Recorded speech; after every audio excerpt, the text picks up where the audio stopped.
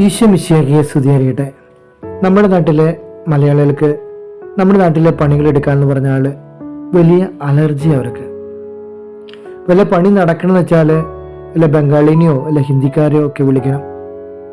മറുനാട്ടിലാണെങ്കിൽ ഈ പ്രോബ്ലം ഒന്നുമില്ല. അവിടെ മലയാളിക്ക് എന്ത് ജോലിയും ചെയ്യാം. കർത്താവിൻ്റെ കൂടെ കർത്താവിൻ്റെ ശിഷ്യന്മാരായി നടക്കാനായിട്ട് എല്ലാവർക്കും വലിയ ഇഷ്ടമാണ്.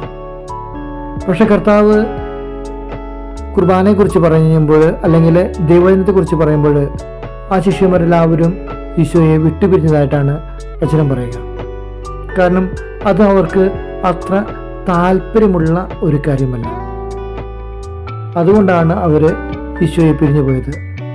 തൻ്റെ കൂടെ നിൽക്കുന്നവരോട് കർത്താവ് ചോദിക്കുമ്പോൾ പത്രോസ് പറയുന്നുണ്ട്, നിത്യജീവൻ്റെ വചസ്സ് നിൻ്റെ പക്കലുണ്ട്, ഞങ്ങൾ പിന്നെ എവിടേക്കാണ് പോകുന്നത്? കർത്താവിൻ്റെ കൂടെ നിൽക്കാനുള്ള കാരണമായിട്ട് പത്രോസ് പറഞ്ഞു വയ്ക്കുന്നത് നിത്യജീവൻ്റെ വചസ്സുകൾ നിൻ്റെ പക്കലുണ്ട് എന്നതാണ്.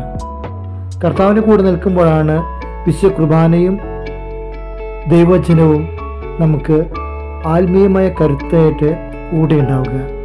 ഈ നോമ്പുകാലത്ത് കുറേ കൂടി വചനം വായിക്കുവാനും വിശുദ്ധ കുർബാനയിൽ പങ്കുചേർന്നുകൊണ്ട് ആത്മീയമായിട്ട് വളരുവാനും വിശ്വാസി വളരുവാനും നമുക്ക് പരിശ്രമിക്കാം. ദൈവം നമ്മെ ഓരോരുത്തരെയും അനുഗ്രഹിക്കട്ടെ. നന്ദി.